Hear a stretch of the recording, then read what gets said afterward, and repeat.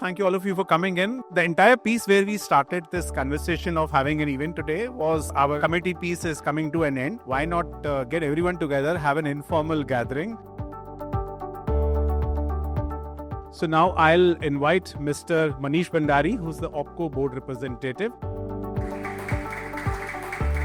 At every increasing compliances, there is also a tipping point which makes sure the industry flourishes by many folds. And so is the case with the PMS industry, which is at a cusp today where the regulatory compliances is to the satisfaction of the regulators. This is where the APMI, Rashim and everyone has worked very hard to bring and get the trust of the regulators as well as to the general participants. So today we are at an inflection point where the work done by the committee has put this whole edifice which is very strong enough today for us to make sure that the industry will flourish many times. It's so heartening to see all of you.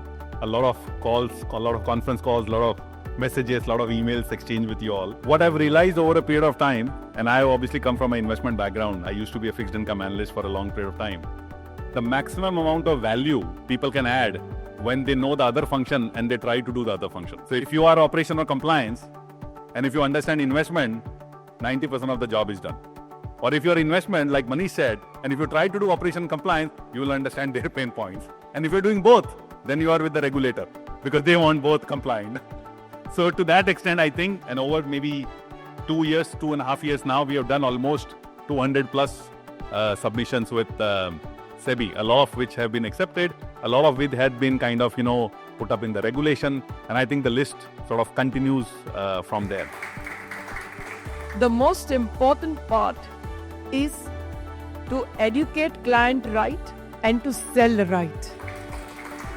One of the things that all regulators also aspire for, that there be a lot of transparency in the working of the industry. And what better place to find that information other than APMI? When we created APMI, I was part of this journey. All of you have done a tremendous job, and we are very confident that in such a short span, whatever you have achieved is not possible unless all of you try to collaborate. So this is commendable activity, and for which I think from my side and all of you need a very big round of applause. Our objective is to ensure that the journey of your investor should remain trustworthy. APMI Insight is what we are looking at launching.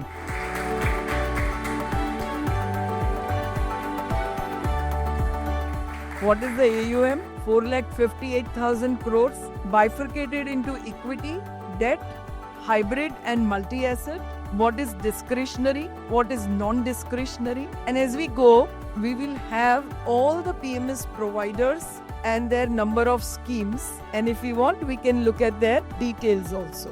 We even have things like who's the fund manager, anybody who wants to understand anything about any portfolio manager. In one single place, he will be able to get all this information. One of the initiatives which we inaugurated today, Insight, I think is now making the PMS industry much more transparent through APMI. As an industry, we have evolved much faster than other industries, and this is just the beginning.